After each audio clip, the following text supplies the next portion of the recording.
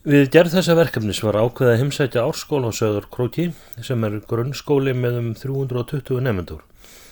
Okkur var kunnugt að síðustu 2 áratugi hefur félagsstuðningi verið beitt innan skólans í þeim tilgangi að þróa áfram og bæta skólastarfið.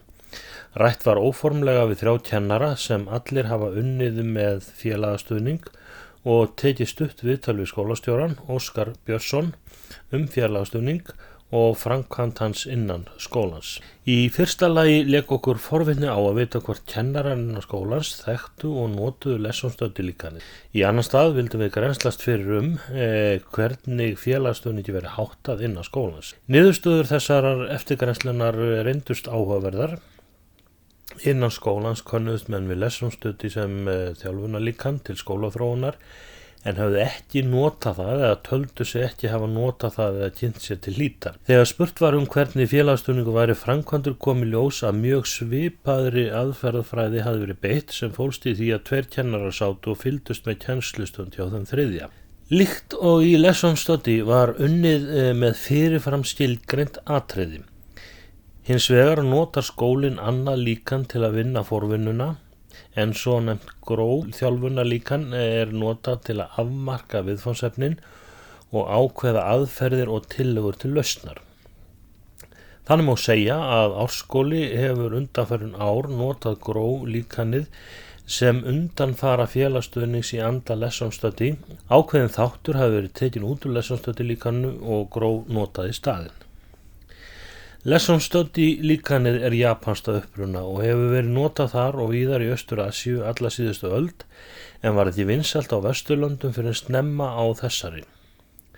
Þannig má segja að þessi 2 líkön hafi rutt sér til rúms í okkar heimshluta á síðustu 20 árum. Bæði líkönin miða því að dýpka og auka þekkingu kennara, bæði kennslu fræðilega og í fræðilegum efnistökum, með það að markmiði að bæta kennslu og þar með árangur nemenda. Og lesson study líkönin byggja bæði á félagsstuðningi kennara. Í lesson study eru þátttakendur 3 eða fleiri kennarar sem fara endurtekið og reglulega inn í tíma hjá þeim kennara sem handleiðsluna hlýtur. Í upprunalega lesson study líkaninu gert ráð fyrir að handleiðslan standi yfir í 5 vikur eða meira.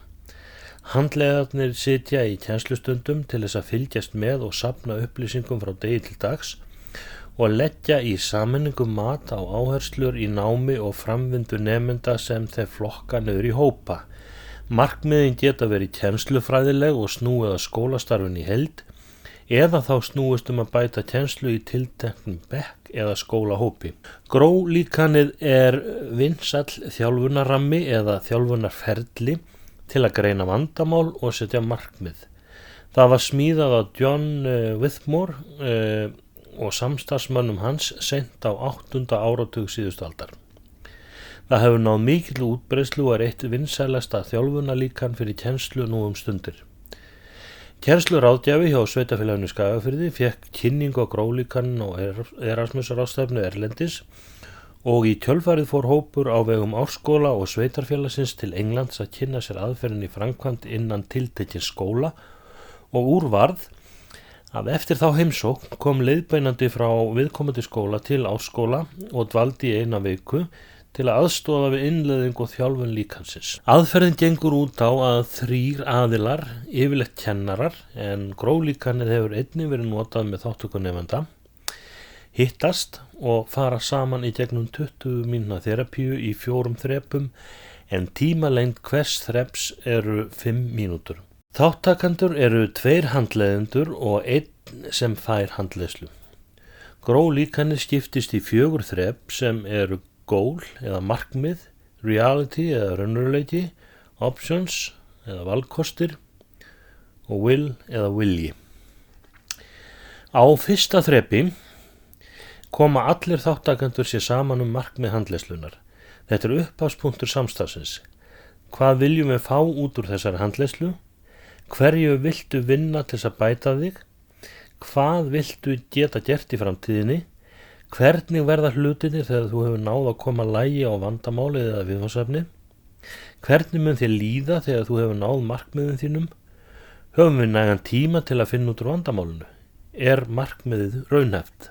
Á öðru þrepi lýsir sá sem handleiðsluna hlýtur hvert vandamálið eða vandamálin eru að hans mati og hvernig það lýsir sér í raunverulegum aðstæðum. Hvernig er núverandi ástand? Getur þú gefið dæmi um það? Er þín hlið á raunveruleikanum nákvæm? Eru kringumstæður alltaf þær sömu? Hvaða áhrif hafa þær á þig og aðra? Hver er skilningur annar á ástandinu? Hvað hefur þú reynt til að leysa vandamálin hingað til? Hvað hefur reynst árangursríkt á einhvern hátt?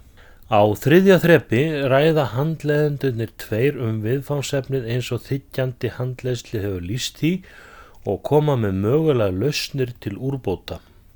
Á þessu þrepi er þiggjanda handleiðslu ekki heimilt að taka til máls en hann er viðstaddur og hlustar.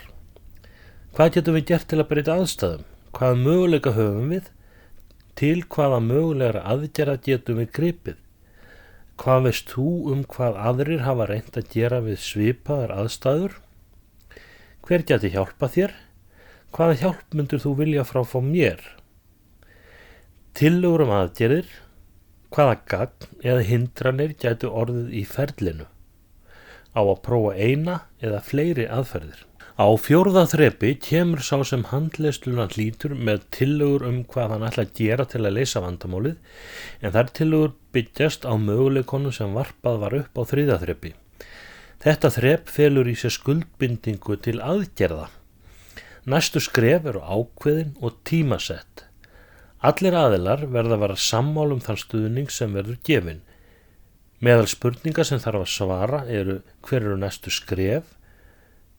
Hvenær ætlar þú að framkvæma þau? Hverjar eru mögulegar hindranir? Hvaða stuðningi þarf þú á að halda frá mér og öðrum? Eigum að skrá og samþykkja í sameiningu áætlun aðgerðir.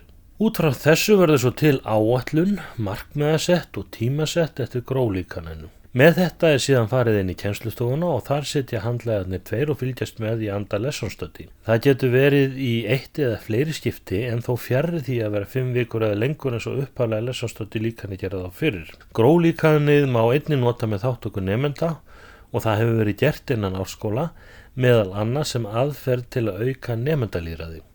Framkvæmdin getur til dæmis verið þannig að kennari fá handleiðslu 2 nemendum við að leysa agavandamál eða hegðunarvandamál innan bekkjarins. Að sögn viðmælanda hefur þessi aðferð við félagsstuðning gefist vel og skilgreina og leysa vandamál sem hafa komið upp í bekkjarkennslu. Það kom hins vegar á óvart að heyra að henni hefði ekki verið beitt nokkurt skeið. Ástæðan er sú að félagsstuðningur í raun ekki hluti af skilgreindum verkefnum grunnskólana, þannig að öll slík vinna bætist við og kemur til viðbótar hefðbundnum verkefnum kennara. Það hljómar því sem nokkuð kunnulegt stef en áminningum að gera það ráð fyrir fjármunum og tíma til skólaþróunar og breytingastarfs innan grunnskólana.